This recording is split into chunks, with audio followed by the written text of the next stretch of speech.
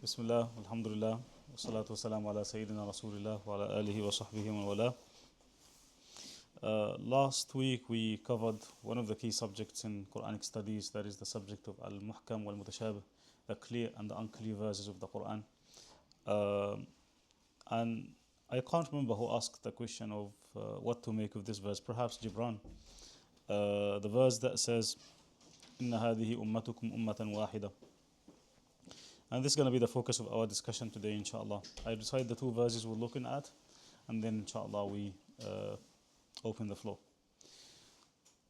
So after Allah subhanahu wa ta'ala told us about the prophets, these earlier prophets, beginning with Prophet Mohammed sallallahu alayhi wasallam, and Moses, Harun, Ibrahim, and all these prophets, the Quran commented on all these prophets and all these communities by saying, إن هذه أمتكم أمة واحدة وأنا ربكم فاعبدون وتقطعوا أمرهم بينهم كل إلينا راجعون فمن يعمل من الصالحات وهو مؤمن فلا كفران لسعيه وَإِنَّا لَهُ كَاتِبُونَ.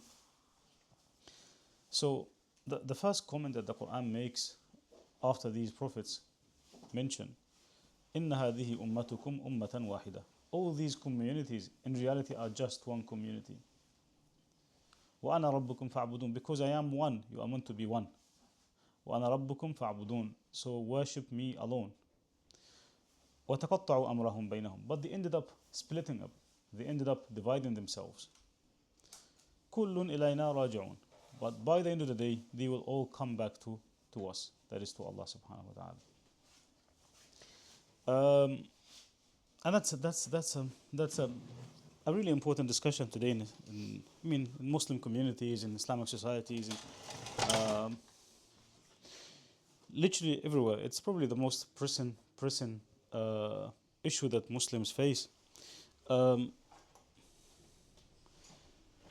I have seen a lot of non-Muslims converting to Islam, and I've accompanied various people on the journey to Islam. And there is one important element that I've always found. So, especially when they come from a different faith tradition, the question of the nature of God, etc., etc. They often realize that the most central concept in Islam is the concept of unity. The unity, God is one, and literally the most important concept in Islamic theology is Tawheed.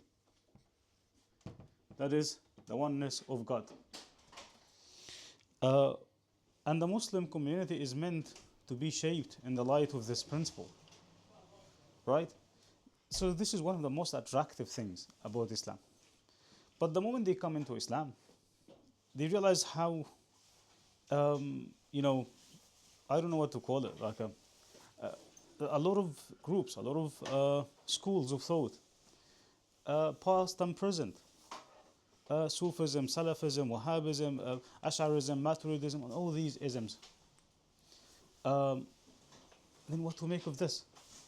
Becomes a really tricky one, and everyone claims to be the right one, literally. Everyone claims to be the right one. What to make of this? And the Quran here emphasizes this very point. Today, I'm trying to, inshallah, we're looking at this question from a specific framework. This framework is called the polarity map. What is this polarity map thing? The polarity map simply is a simple framework for understanding values or forces, if you like, that seem to be in opposition. But in reality, they need each other for their own survival. Again, the polarity map literally describes, is a simple framework that really describes a tension or two values or two forces that are often seen in opposition to each other, But in reality, they need each other. They can't do without each other. That is called the polarity map. A classic example of this is the concept of stability versus change or renewal. Right? If I ask you, do you want renewal? This is yes, I want renewal, but I also want to be stable. How do I maintain both? Right? Think of another example: individual freedom versus collective good. I want my own freedom, but this sense of collectivity also has positive sides to it. How do I draw the lines between this and that? How do I draw the lines between stability and renewal so that I can get the best of both? Right? You could also think of work and rest. I need to work, but I also need to rest. So you can't really place them in opposition to each other. And this is when it becomes dangerous. And it is dangerous today because we'll be looking at two important concepts today in this session that really reflects this polarity map. What happens is that people tend to focus a bit too much on one of these dimensions at the expense of the other. So you might have someone who is very focused on renewal, but they don't have any anchoring points they can go back to. Or someone who is very focused on stability that they become so stagnant, accepting no change, accepting no renewal, even if it's a good renewal, a good change, right? That's where the danger lies. That's where polarization happens. That's where radicalization happens as well. Individual freedom. Again, a very valuable thing. I want to be free, but at the very same time, we are a community for a reason. How do we maintain these two? Work and rest. What does this have to do with this Quranic verse? The Quranic verse that we have today is literally a great example of this polarity map. And the example that we have today is to do with the concept of unity with the concept of diversity. So these are two valuable concepts.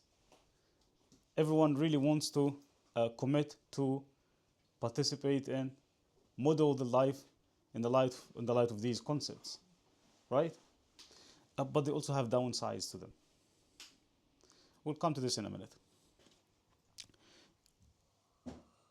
If we go back to the question of, I was talking about the Muslim community from within and how it is, depending on how would you see this, I'll come to this in a minute, whether it's division or the diversity.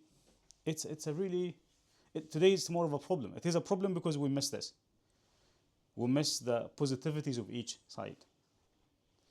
Top of my mind comes a good example of a Muslim scholar, a really giant, lived in the 6th century of Islam. A couple of decades after, actually he was a contemporary of Al-Ghazali. His name is Az-Zamakhshari.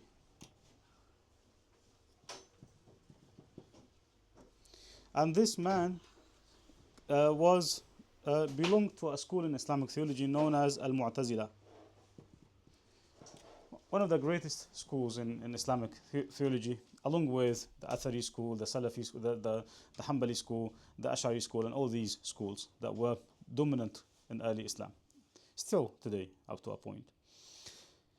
And he did realize how Muslims have become so divided that he wrote it looks like a funny poem, but it really depicts the nature of this polarization, the polarity map when it happens.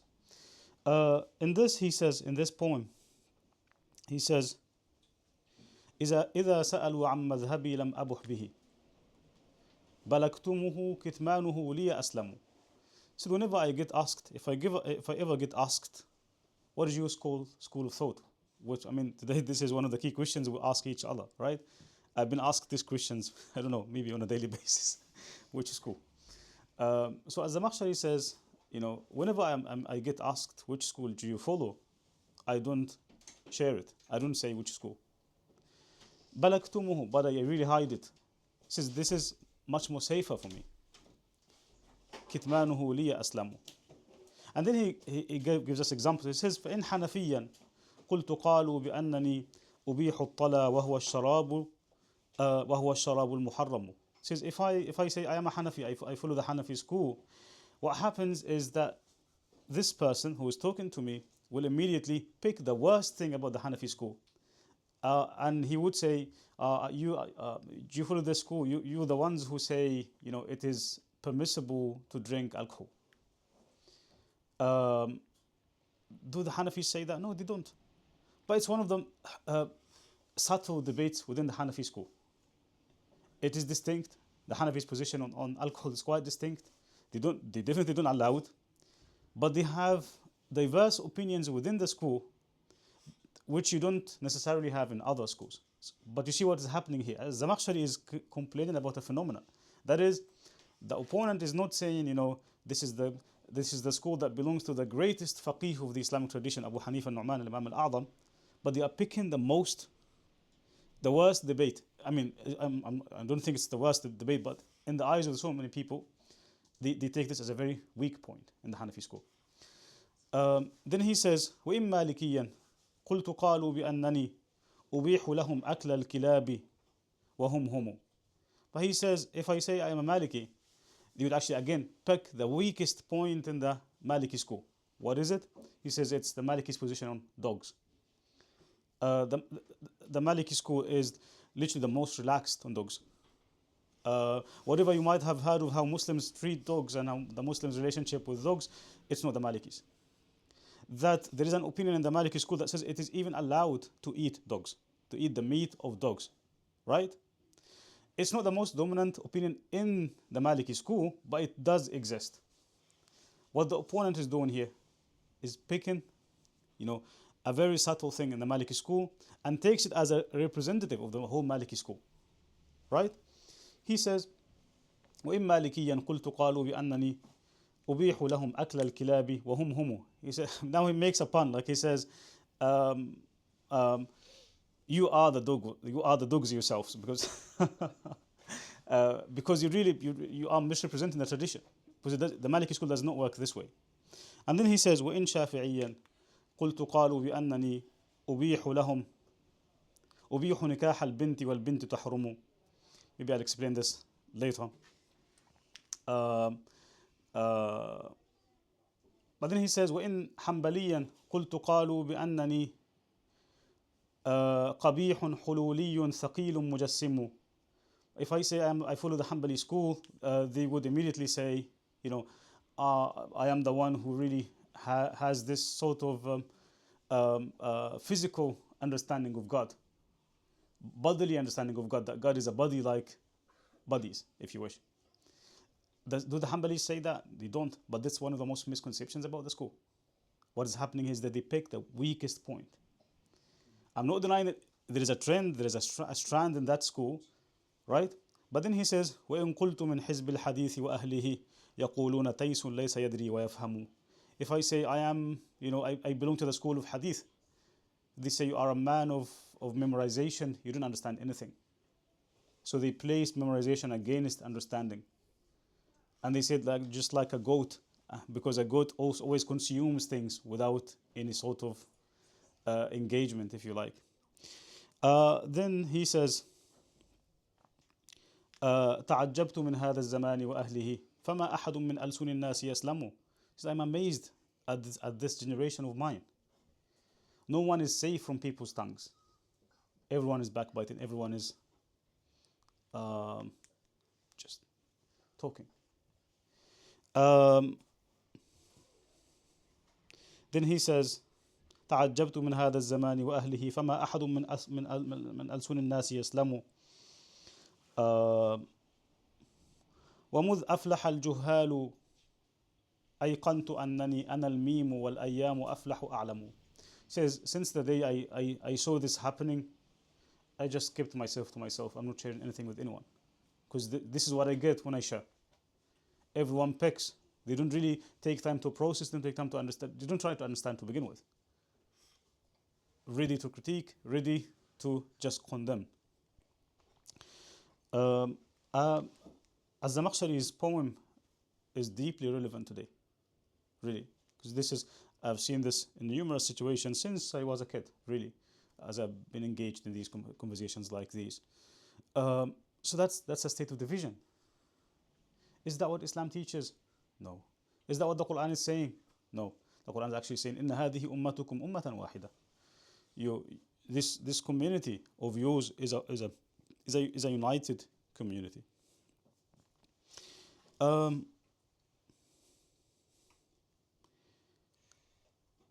وَأَنَا رَبُّكُمْ فَاعْبُدُونَ. And I am your Lord, I am one. Why are you not one? As in, why are you not united? You should, if you are all worshipping me, why are you so divided? If you are worshipping one entity alone, one God alone, that means you have a destination, a united destination. Why is it that it is so divided?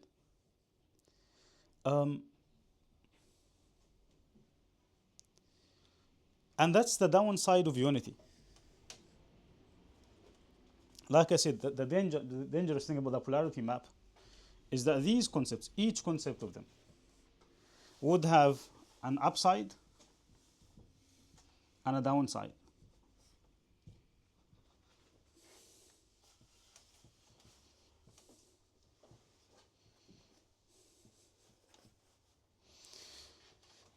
Unity. What is the upside of unity? It is strength.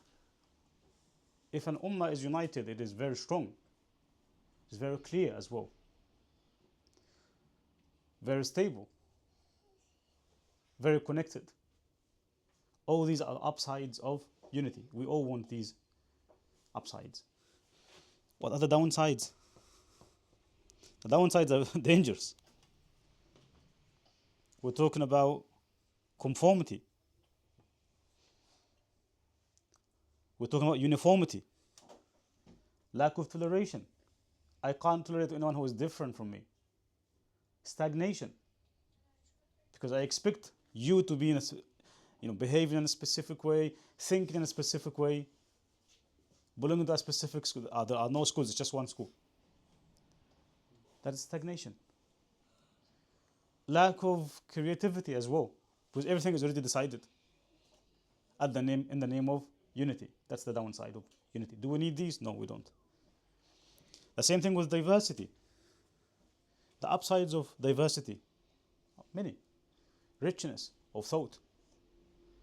People who Allah subhanahu wa ta'ala has designed us in this very specific way. He says, "Inna khalaqnakum wa ja'alnakum shu'uban wa qaba'ila ta'arafu." We made you into nations and tribes, males and females, east and west, and all these, because these cultures, these backgrounds will shape who you are, and that will enrich your experiences as human beings. What that means is that you will learn from each other.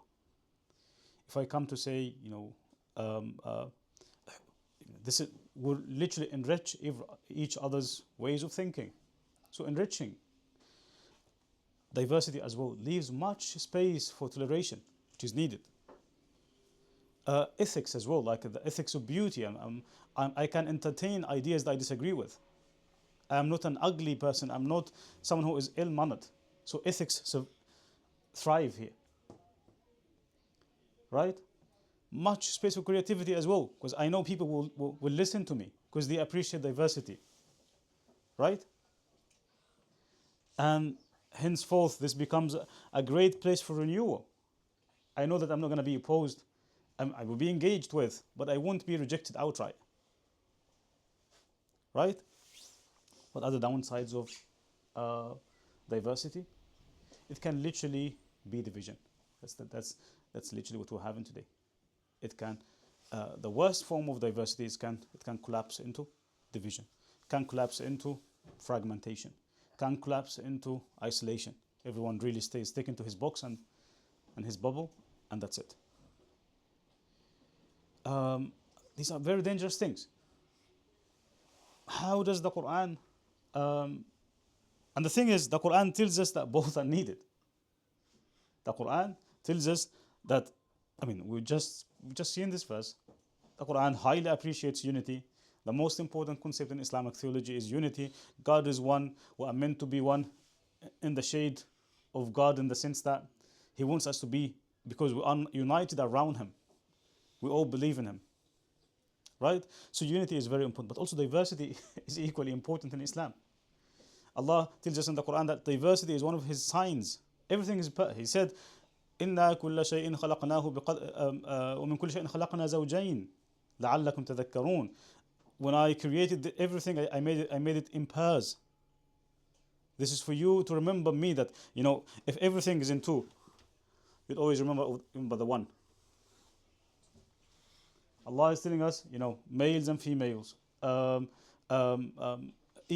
and evil, all this for you to really have a balance of things, to have a vision, if you like.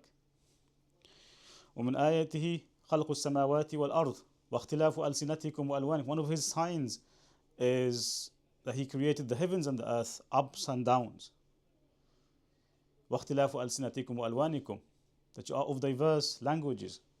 And languages reflect thinking, that you have different minds, how you think.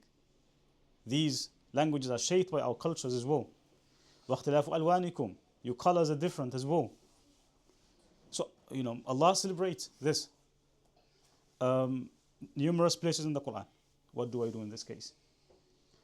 The Quran is literally inviting us to pick the best of both.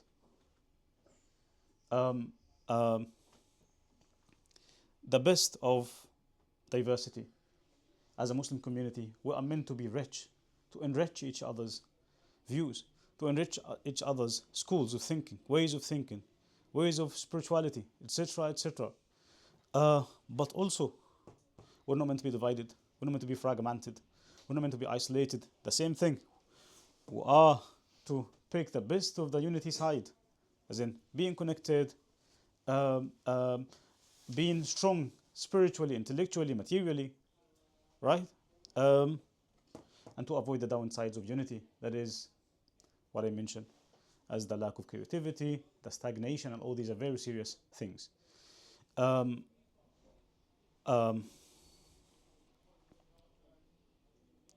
Throughout the Quran, like I said, Allah celebrates both this and that. The question of unity, He Himself is the embodiment of this oneness. But everything other than God is diverse. We are told that angels themselves disagree on things. Think of this, the hadith of the in Bukhari talks about the hadith of the person, the mass murderer who killed 99 people. And then when he went to ask a scholar, he said, there is no tawbah, there is no way back. He killed him also, so he now killed 100 people.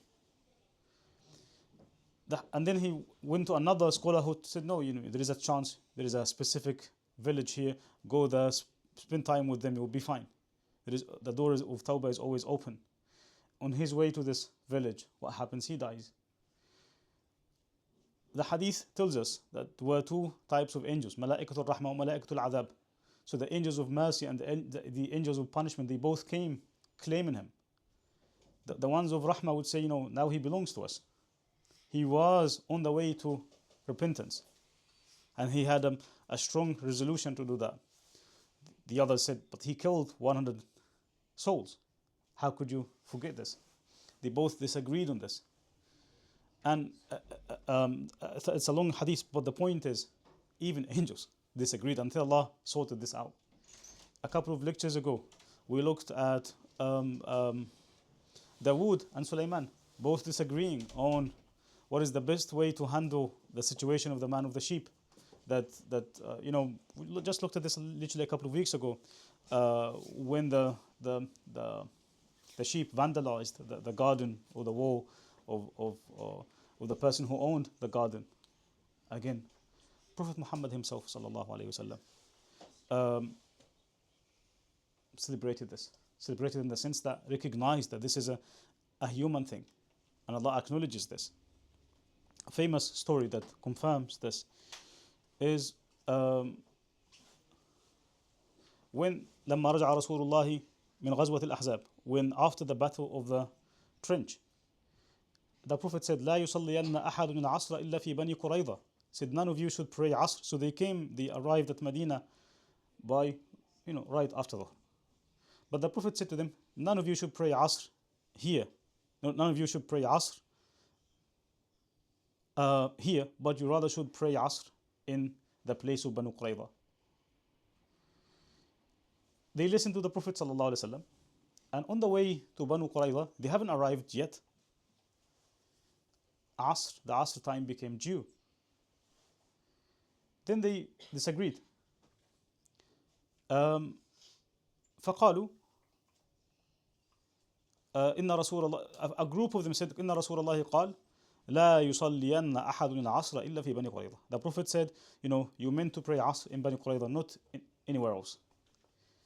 So they thought, we're not going to pray here on the way to Banu Qurayza. We've traveled, but we haven't arrived yet.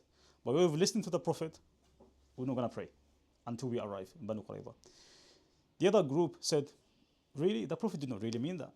What he meant, he was really just asking us to hasten. He was asking us to be fast. He's asking us not to really waste time. He's encouraging us to be quick. A group of them prayed on the way. The other group waited until they prayed in the place of Banu Qurayza. And they both told the Prophet ﷺ, asking him for one opinion, one correct opinion. He said, no, فَلَمْ يُعَنِّفْ وَاحِدًا مِّنْهُم. Said, you're both correct. Why? Because the intention here. You both intended to listen. You both intended to do what is right. You both intended to obey, not to disobey. This was literally an established thing in early Islam, by the way. Literally an established thing. We see this with Imam Malik himself. Imam Malik literally in the 2nd century of Islam, he was literally the scholar of the day, in the sense that, we have these names. Abu Hanifa died 150 Muslim calendar. Then Malik died 179. Shafi'i died 204. Then Ahmad ibn Hanbal 142 and 41, sorry. So in Malik's time, he was literally the scholar of the day, in the sense that people would look up to him and what he said. Abu Ja'far al-Mansur, they both were students, by the way. Abu Ja'far al-Mansur was one of the caliphs, and he was the caliph of the day. He came to Malik and he said, لم يبقى في الناس أعلم مني ومنك. You and I are literally the most established scholars of the day today, right? And then he says, وأنا كما ترى, and I'm busy with politics and running this and running that. فوطئ للناس كتابا تجمعهم عليه. So I want you to really write a book. So Imam Malik's Al-Muwatta is one of the earliest books that were written. He was already, by this time the book was ready. He says, what I want to do is literally to assign this book to everyone. It will become the manual, the manifesto for every Muslim. I will send it everywhere. I have the capacity to do this. Malik, as a scholar, imagine someone having this opportunity. Like, my work is going to be universalized. It's as if it's a Quran. Right? As an author, as a scholar, that's really your highest dream. Your book is recognized as an authority by the state. That's a big thing. But Malik said, يا أمير المؤمنين إن صحابة رسول الله قد اختلفوا. In this book, I picked specific positions that I believe in. But I'm fully aware that the companions of the Prophet ﷺ himself, they disagreed on things. Who am I to unify all these ideas and all these schools and claim that I am the one, this is the correct opinion, you guys are now going to work with this? He refused. And Abu Ja'far understood fully his point. And that's a great Imam. And a golden opportunity for him as an author. But he said, no, that's not me. I recognize how the first generation of Muslims lived, how diverse it was. right? So what I'm trying to say here is diversity is an established Islamic value. Unity is equally important. But what causes this division? What led us here? It has always been an issue, by the way, but it couldn't be more of an issue than today.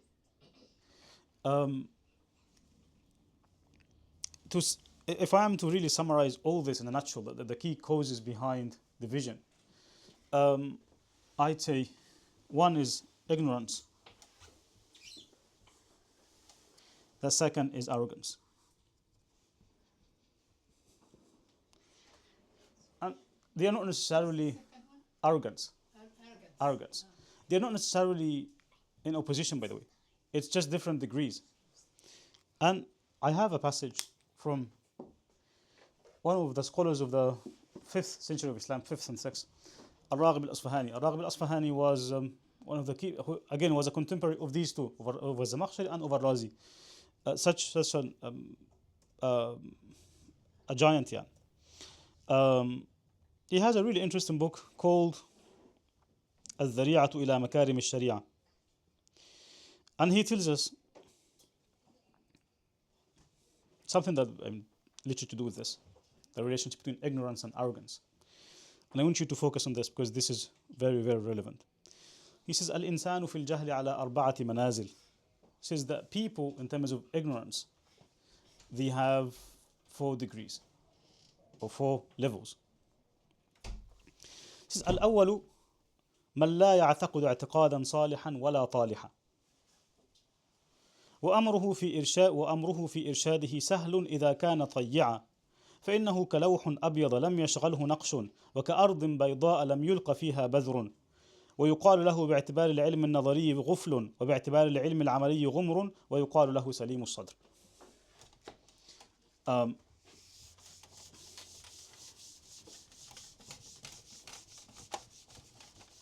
He says,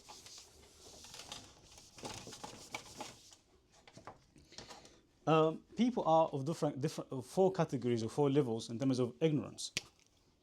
The first level is the level of ignorance. He says it's of someone who doesn't have any opinions on anything, as in free of opinion, if you like. Neither right nor wrong. And then he says to guide this person is very simple, should be quite simple, if he's willing to listen. Most of the time, people like that who are free of opinions, they will be willing to listen. They have nothing to defend, and I'm open-minded. Why should I reject? He says, the example of this, he says, think of a blank white page. It accepts it. You can write with a red color, you can write with a black color, you can do whatever you want to do with it, because it's free and open-minded. And he says, وَكَأَرْضٍ بَيْضَاءَ لَمْ يُلْقَ فِيهَا بَذْرٌ. It's like a new piece of land that has not been planted before. You can plant whatever you want to plant in it. That's the first type of ignorance. He says, this type of ignorance is, you can really work on it easily. You won't be resisted. People will listen because they have nothing to defend. That's the first type of ignorance. The ignorance of someone who doesn't have views whatsoever. Neither right, nor wrong. Willing to listen. Then he says, so keep this example in mind. He's like a blank white page. Then he says, والثاني معتقد لرأي فاسد لكنه لم ينشأ عليه ولم يتربى به فاستنزاله عنه سهل وإن كان أصعب من الأول فإنه كلوح يحتاج إلى حذف وكتابة وكأرض تحتاج إلى قلع وزراعة ويقال له غاو وضال. He says the second type of people is someone who holds incorrect opinions.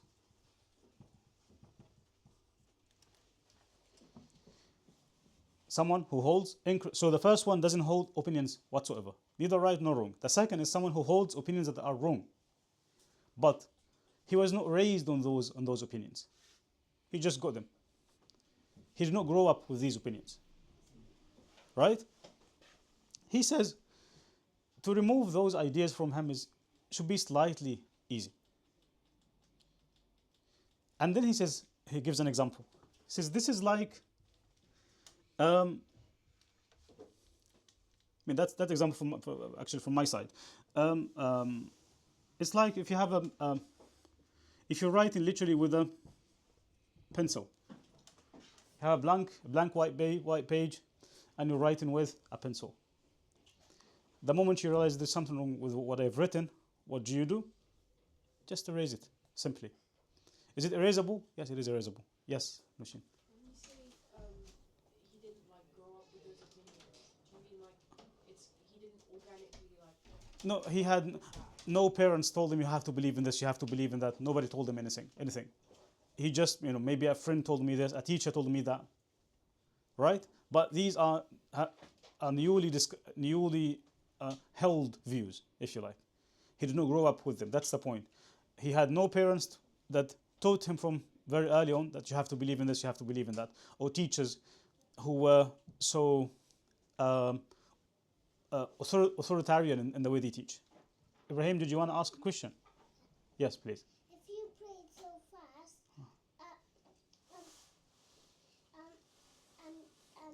and finish, you have to pray back again, but you have to pray slowly. Yes, absolutely. Thank you so much. Thank you so much. Thank you. That's so thoughtful and so beautiful. It probably was yesterday for the Quran, for the khutbah or something. I was talking about this. So it's literally like someone who's writing with a pencil. If something goes wrong, what you do is you just erase it.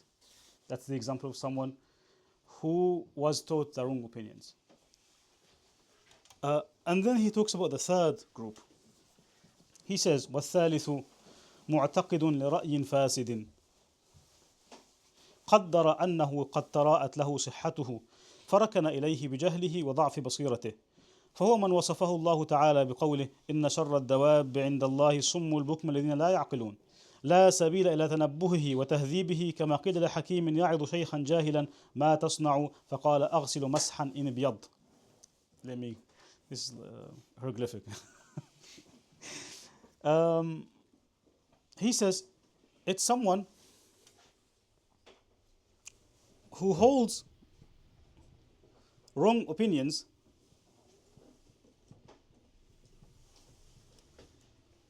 sincerely.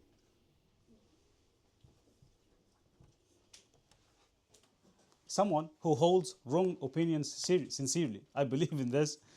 I've read a couple of books. And that's what I understood. And I do what it takes to defend these views. Right?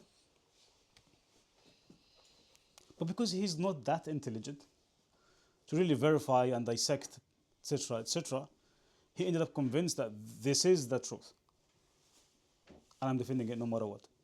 He says this is exactly what Allah says, what Allah meant when He said, إِنَّ شَرَّ الدَّوَابِ عِنْدَ اللَّهِ الصُّمُّ الْبُكْمُ الَّذِينَ لَا يَعْقِلُونَ. He says the worst type of people are the worst type of creatures that Allah created are the ones that are deaf and dumb.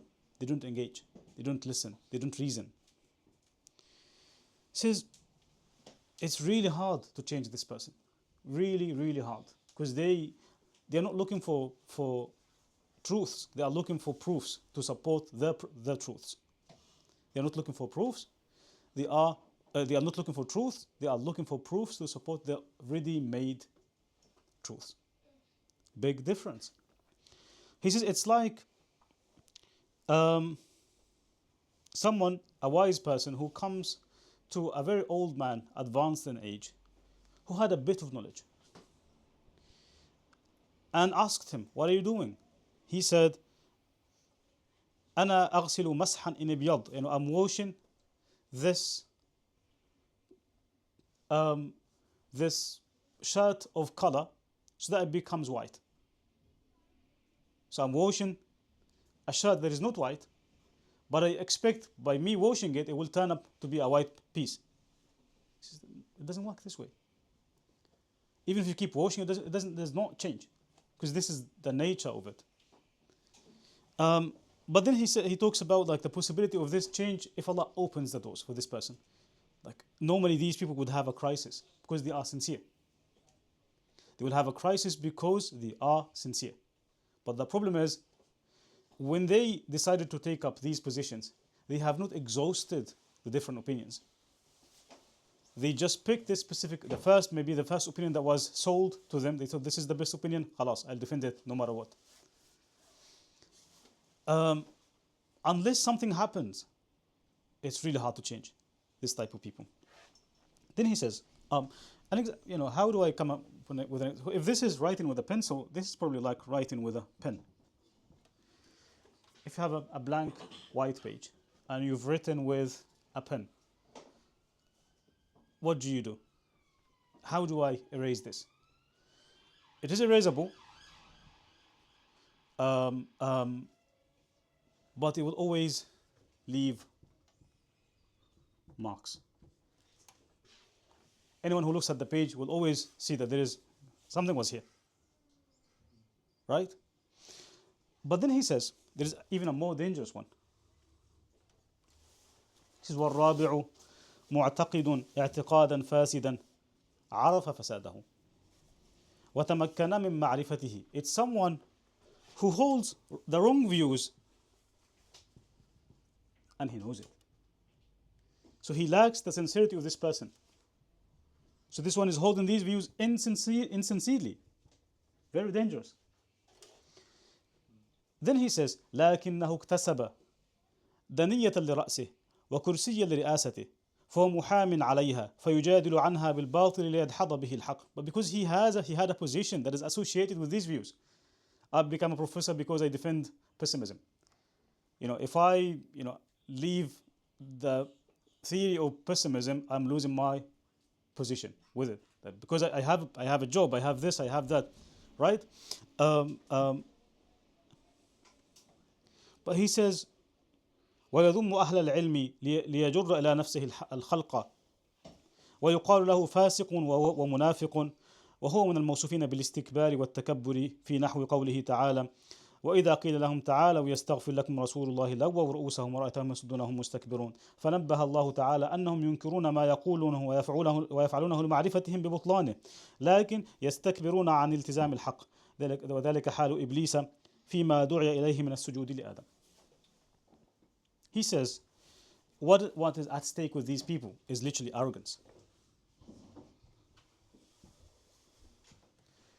I'm not changing my view because it comes with a lot of benefits, and I see myself above the truth. I don't bow down to anything. I see my ego before anything. I see my status before anything. That is the lack of sincerity. He says the greatest father of this is Iblis, who refused to bow down to Adam, to submit to Adam, even though he knows this is Allah's ask. You need to listen, and if Allah asks, it's for a wisdom. He knows what is in Adam that you don't have, etc., etc. But he rejected. He said, I'm better than him. But deep inside, he knows this is wrong. Right? As we can see, we see how ignorance develops into arrogance. With the first type being of someone, the ignorance of someone who has no views whatsoever. No right, neither right nor wrong. Then it develops someone who have incorrect opinions, but the good thing is, you didn't grow up with these opinions. They weren't raised on these opinions, so they are willing to change. It's fine. They are flexible enough to accept new views. It gets a little bit more dangerous with the third one. It's like writing with a pen. Someone who holds wrong views, but sincerely. He thinks he got it all. He understood. He thinks he's intelligent enough to cover these views, but in reality, he's not. But the plus point is that he is still sincere. Very little hope in that person, unless Allah opens a door. But this will always leave a mark. on their personality. I've seen this with my own eyes. People who, convert to a specific school from another school, this school will always leave some sort of inklings or marks on this person. And we have the fourth, where ignorance leads to arrogance. Well, I'm not just ignorant. I'm actually holding the wrong views, knowingly, insincerely, but I'm defending my position. I don't think I should submit to this. It's my ego, it's my image, it's etc. etc. These are the most dominant causes of division.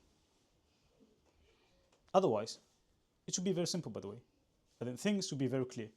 If I have a specific belief in this school or that school, why should I resist it if someone comes and says, you know what, I can really refute this position of yours, and I have a better proposal. Why should I resist this? As an intelligent human being, my loyalty, my allegiance is not to the position, it is the truth. I'm looking for what is true. Imam Shafi'i radiallahu anhu tells us,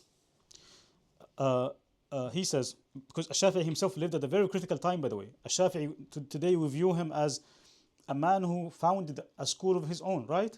The Shafi'i school. But it wasn't easy for him. He got beaten up in Egypt by the Malikis of his day. That's how we like to think it was all smooth and easy. It wasn't. Shafi'i says, ما نظرت أحدا إلا أحببت أن يظهر الحق على لسانه. I've never had a debate with anyone except I really had wished that Allah shows the truth on His tongue, not on my tongue, because I can handle my own ego. I'm not sure if that other person may be able to handle that or not. So if it comes on His tongue, maybe I'm willing to be seen in public that I got it wrong. That mentality, that mindset is lost today. In our debates, what takes the lead is our egos. Not only that this is the truth, but I am the one who got it. So you putting yourself before the truth. Literally every single type of division that we have today can be located in any of these. Either ignorance, and ignorance, as you've seen, is of different categories, of different types, and arrogance. And that necessitates, a couple of lectures ago, we were talking about the necessity of mentorship. That's why we need mentors. It's not easy to get arrogant ideas or ignorant ideas from our own hearts or our own minds. So you need a good teacher, you need a good mentor that helps you do that. It all leads, it all connects. And then he quotes something that is attributed to a statement attributed to Isa alayhi salam, which is like, if you are in any of these areas, especially the second or the third or the fourth, and you're rejecting the truth, he calls you an ahmaq, a foolish person. And then he says that Isa alayhi salam, Jesus was once said, أبرأت الأكمه والأبرص وأعياني إبراء الأحمق. He says, I could treat someone who is deaf and someone who is dead. I could give them life back, but I couldn't give life back to someone who is foolish. That's why these are dangerous things. These are dangerous categories of ignorance, especially if we grow up with these things. It's not easy at all.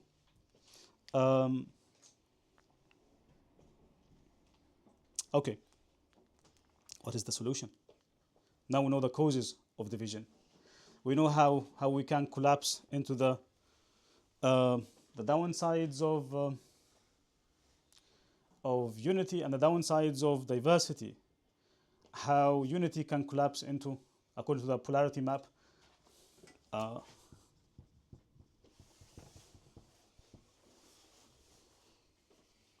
we have unity and then we have diversity.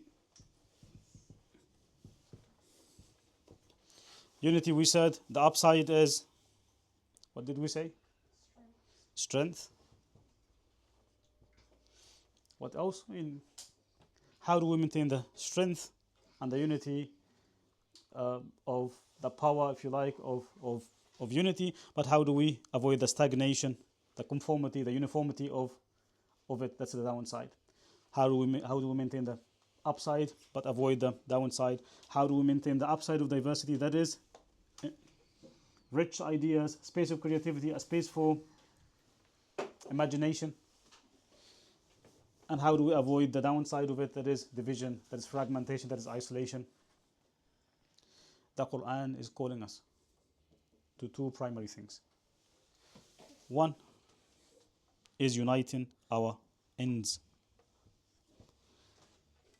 And this is what the verse is saying. What is my end? It is Allah. As simple as that. Why do I hold this position? I hold it because I believe, I'm convinced this is the truth. And Allah is the truth. One of His names is Al-Haq. Right? And therefore, if I'm presented with a better proposal, I have no egos to defend. Because He is my end. It's not my opinion is not my end. My opinion is Him. That's why He says, وَأَنَا رَبُّكُمْ فَاعْبُدُونَ, I am your only God. Why do you have other gods? Why do you take your ego as your God? Why do you take your school as your God? Why do you take your madhab as your God? Why do you take your opinion as your God? When you have only one God. That is uniting this end. That's why He says in the Quran, وَأَنَّ إِلَىٰ رَبِّكَ الْمُنْتَهَى. He should always be your end. If this is your end,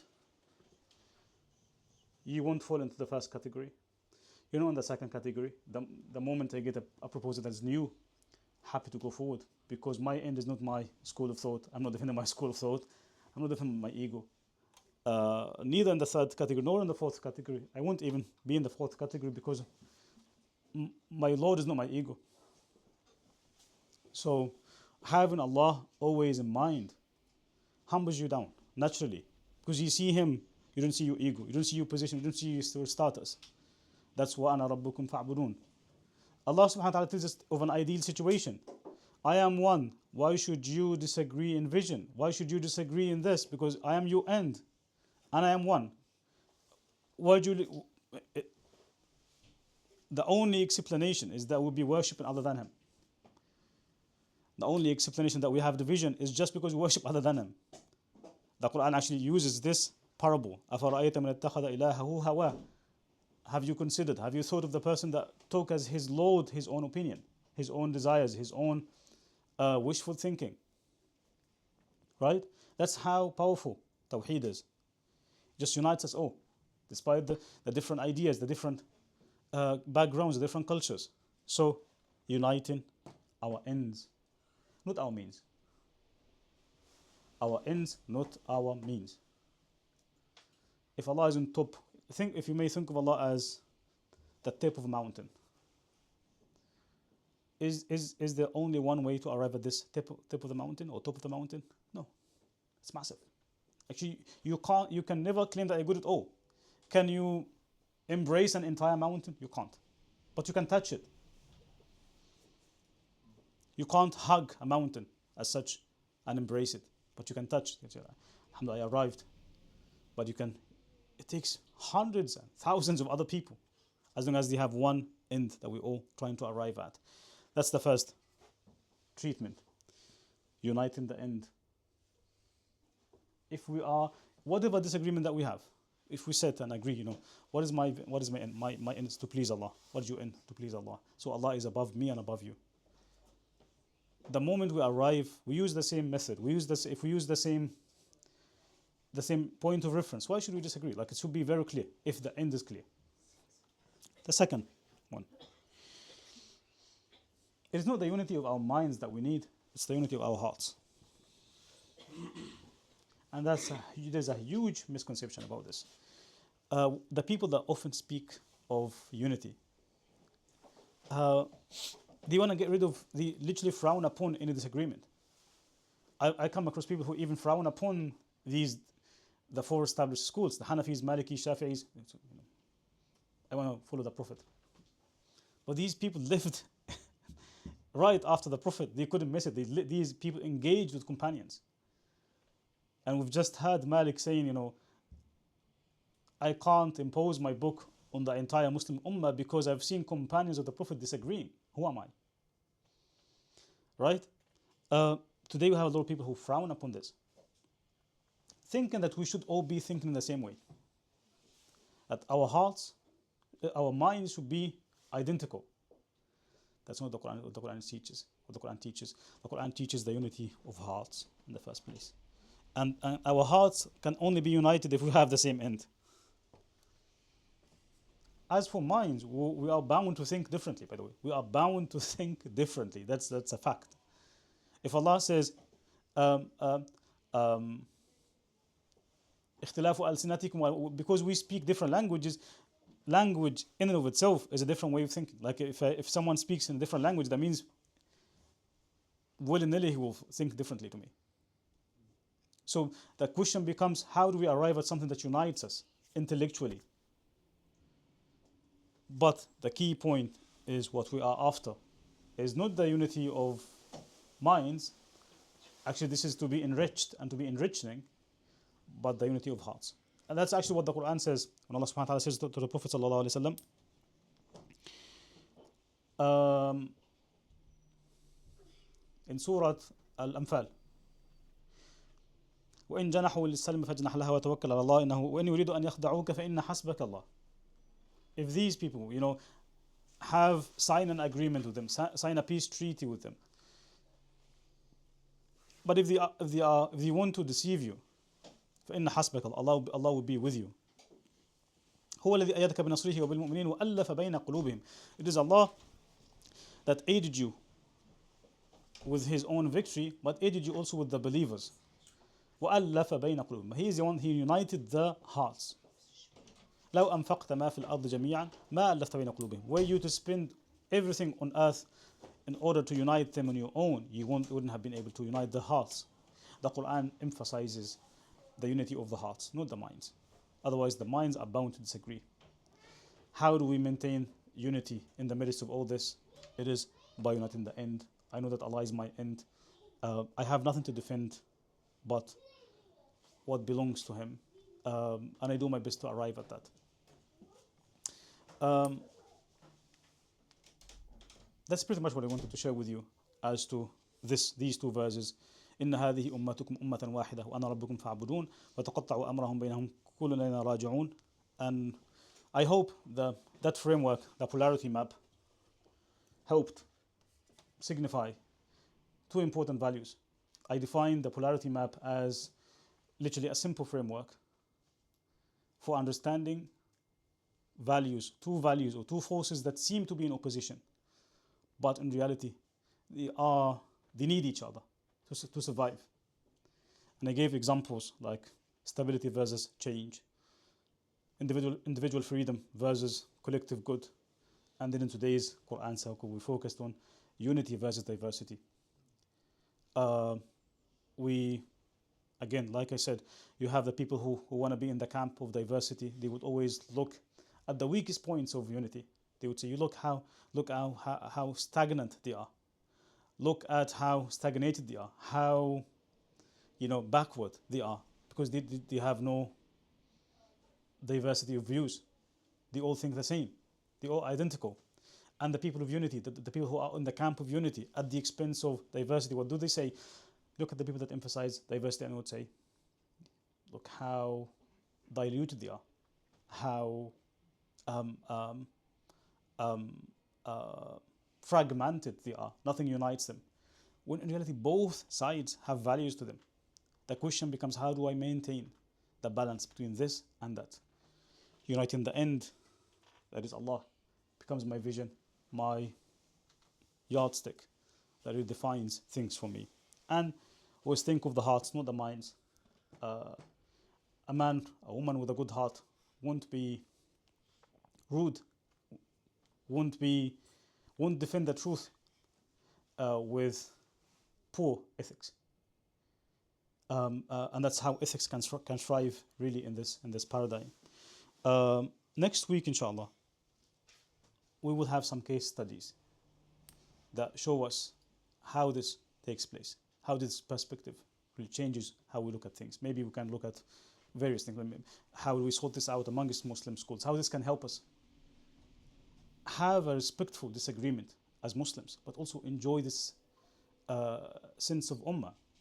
That today the concept of ummah we laugh about it, like we laugh at it, like we use it, but we know it doesn't exist as such because we have become so divided, right? What do you mean by an ummah? Where is it, right? Where is it on earth? It's a concept that has become more of a mirage, right? So things like these. Inshallah, hopefully I'll come up with a couple of case studies, maybe things to do also with the nature of God. I'll probably pick some of the most difficult cases that we deal with today and try and use these as examples of how can the polarity map help us navigate these challenging positions. Unless if you have comments or questions, I think I kept talking for 1 hour. My apologies. I promised to talk only for 30 minutes, but I always break my promises. Happy to listen to any comments or questions. Yes, Ahmad. Just on the levels of ignorance, I have a question regarding when you use pencil and pen. Would you then say that even if I'm just writing the truth, or I think I'm writing the truth on my own paper, or if I'm like learning something, should I always be writing things in pencil? So in case someone speaks to me, I correct myself. That's a great point, Ahmed. That's a great point. Absolutely. Why should I write my views on a stone? Like there's a concept I developed in my book, The Higher Objectives of Islamic Theology, which I called provisional truth. I believe in this now. But because I look at myself as a pursuer of truth, I might change my mind. Because Allah is my end. I like to think. I hope I am. And I'm willing to defend, I'm willing to accept whatever Allah offers me. True. Remember, one of Allah's names is Al-Haq. So if He presents a side of this Haq, how can I reject it? Who am I? I'm rejecting Him then. So I should always be open to that. That's why I called it provisional truth. It's provisional because I believe it now, but I'm more than willing. If a better proposal appeals to me, I'll be wronging myself. Otherwise, I'll be worshipping myself, really. So I move from being a defender of truth to being a pursuer of truth, if you like. Yes, yeah. Sorry, another question. So then, it's just because the ayah, No. it just kind of scares me because by sufaha here, is it the third, right? And if that's the case, are they bad people because they are being sincere, or like because they have the same end, or don't they? Do they have the same end? I'm assuming. No, and as-sufaha in this case, we would need to look at the context here. The context is the kuffar, the disbelievers of Mecca. What are they? This is the third group. We have one group. This is at the beginning of Surat Al-Baqarah. Surat Al-Baqarah begins by discussing 3 different types of people. The first type is the believers, al-mu'minun. The Quran talks about these in four verses. Then it talks about the disbelievers in 2 verses. 2 very distinct groups, the believers and the disbelievers. Then the Quran dedicates 13 verses to the hypocrites. These 2 verses, the ones that you've quoted, are part of this third group, the hypocritical, the hypocrites. They're not very, they are diverse themselves. Maybe some of them are looking for a gain, others are looking for fame. It's very diverse.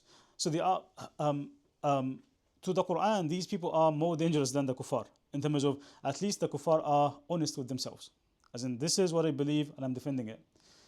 Hypocrites are not like that. They believe in something and they show something else.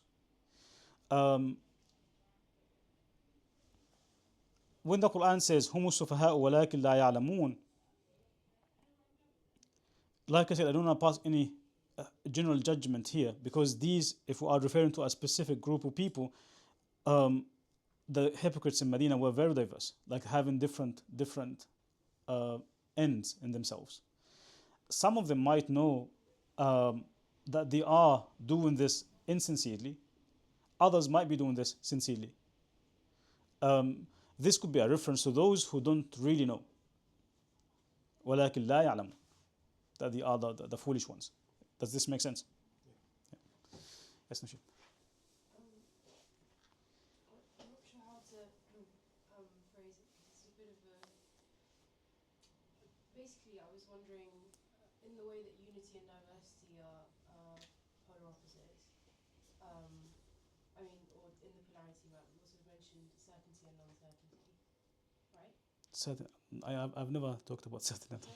Oh, Did I? thought I saw that on the board. Maybe. Certainty. I talk about stability versus change as examples. Oh, maybe. Okay. Yeah. I came late. That's why I was. Yeah, that's fine. It's fine. But I was thinking when we were talking about this, is in the idea of being free of opinions and that Uh-huh. form of ignorance, but also, really strongly holding the wrong opinion sincerely, but strongly holding the wrong opinion Mhm. again, being like kind of a form of certainty, I suppose. Yep. So that's the polarity that I was thinking about. Uh-huh. And with the idea of provisional truth as well. Basically, the question is, in order to be sort of go through the world sort of that lightly, that you can hold these values and also, also rid yourself of them if you are convinced otherwise. It sounds like a really destabilizing thing as well. That's what, as in, like, how do you? Because the reason why we hold values and opinions and stuff is to make sense of the world, for some level of clarity or Sure. insight. Sure. But then to not hold them Sure. strongly enough. Brilliant. That's why this links deeply with the previous discussion we had last week. Al-Muhkam wal-Mutashabih. The Al-Muhkam are meant to be the anchoring points of our lives.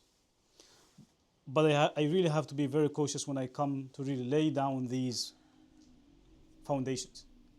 I need to study. I need to really exhaust to study different schools so that when I form an opinion, I know this. I have really done my best. You would never So, really know, right? Isn't that the point? at least if I say, for example, we have 9 schools on the question of the unity of God, right? The first duty upon me as a Muslim is to exhaust these. Whatever makes sense to me out of these opinions. And I believe this is the true nature of God. Like, I'm talking about even someone who is not a Muslim, like someone outside of Islam, as just a human being. There is a message that I've heard of. There's this Quran presents a specific image of God. There's another book that presents a different position of God as a human being. Even in Islamic theology, that's the first thing they say. أول واجب هو النظر. The first obligation at all is the obligation of reflection and investigation. And I investigate what is available so that I pick the best out of these options. So that takes someone whose life is a life of learning. That's what a Muslim is meant to be. That's why the first Quranic commandment is Iqra, read. It's not for no reason that the Quran takes as its very first commandment. It doesn't say pray, it doesn't say do zakah, it doesn't say fast. It says read. What is this? What is a religion that begins its manifesto with read? It means simply the Quran is expecting you to be a reader, an ongoing reader. Your entire life is meant to be a life of investigation, a life of inquiry, not a life of stagnation. And I'm defending this, I'm defending that. That's not the Quranic philosophy. That's not what the Quran is teaching. So the Quran expects this mindset. And that's why it begins with Iqra, read. Make sense? Don't hold positions until you've investigated. After you investigated, pick what makes sense. Pick what is. Allah will ask you about this honesty, whether you were honest or not. That's the first thing. Part of this honesty is that, did I really investigate all the available options or not? Allah tells us in the Quran, هَذَا يَوْمُ يَنْفَعُ الصَّادِقِينَ صُدْقُهُم. In Surat Al Anbyaa, that ends with this. Allah's encounter with Jesus, and Allah tells Isa alayhi salam, did you tell this group of people to worship you? He said, no, I've never said that. All I did, I conveyed my message to this group. Some of them believed in it, others believed otherwise. Now the decision is yours. If you forgive them, it's your decision. If you punish them, it's your decision. Allah responds by saying, on this day, what benefits you is your honesty. Whether you really honestly and sincerely pursue the truth or not. It's not that whether you arrived at the right conclusion or not. It's whether I was open enough to investigate, whether I was open enough to seek the truth. And the truth is Him, by the way. Like I said, one of the names of Allah in the Quran is Al-Haqq. Right? So that's what the Quran is expecting us to do. I know this is challenging for us as Muslims, especially in Muslim majority countries where you are born a Muslim already. You are expected to believe in this or believe in that. That's very challenging. But is this really an ideal Muslim position? Umar ibn Khattab left us with an amazing statement.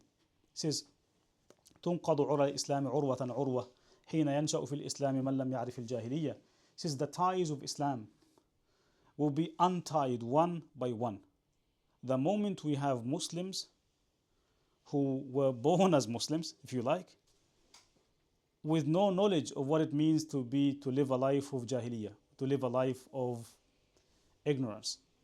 He says we could appreciate Islam as the first generation because we've seen what it looks like to be in a pre-Islamic society.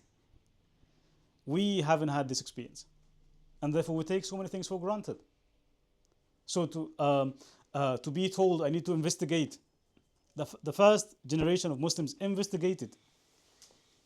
Maybe next week we look together on a good case of this. Maybe inshallah I'll pick a name or something that can help us with this. How the early Muslim navigated the questions of truth and the questions of certainty. We find it challenging for us today because we have already had so many anchoring points. We've established views. Whether most of these are inherited views, unfortunately. Inherited from my parents or from my teachers. Did I investigate myself or not? That's what a good Muslim is meant to be. What a Muslim who really takes the Quran seriously would do. Would take the first Quranic commandment, read, seriously. Does this make sense? For you to arrive at anchoring points, these anchoring points don't come immediately. They take research, they take study, that means taking Islam seriously, guys.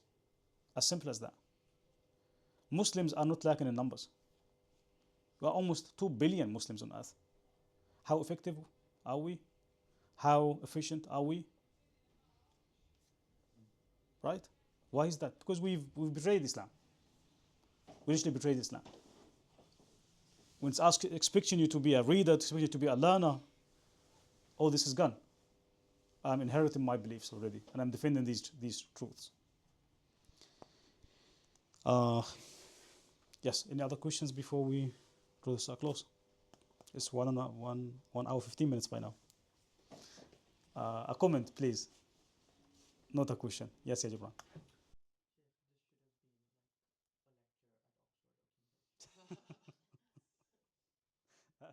Thank you, Jibran. Thank you. May Allah open our hearts.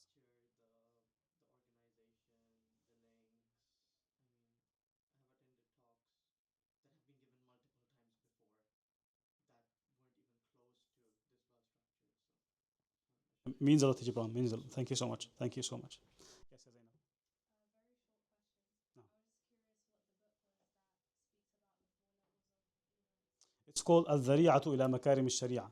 I really want to teach this book at some point. One of the most underestimated books in Islamic history. Even though it's quite... Al-Ghazali, the giant I often talk about, would carry this book with him in his travels. Wherever he goes. Al-Dhari'atu ila Makarim al-Sharia. By a man called Al-Raghib al-Asfahani. Maybe inshallah I come to teach this at some point. Mainly because it has a lot to offer us in terms of ethics. What can be a Muslim model of ethics, especially for a 21st century Muslim. So al-dhari'atu ila makarim al-sharia. How to really put Islamic ethics into practice and to embody the noble aspects of it in practice.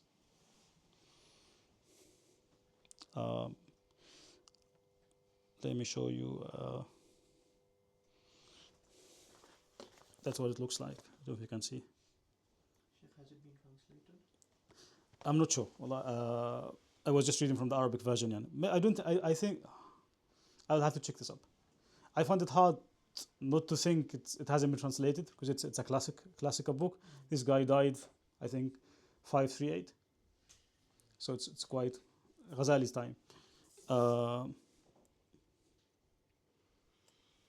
Yeah. If it's not translated, maybe I need to do something about that. اللهم المستعان. سبحانك اللهم وبحمدك نشهد أن لا إله إلا أنت نستغفرك ونتوب إليك. Inshallah, we'll see you next week with some case studies. Did I say case studies of someone who pursues the truth, perhaps, and case studies of actual subjects, maybe how to tackle this question with this framework in mind. Inshallah.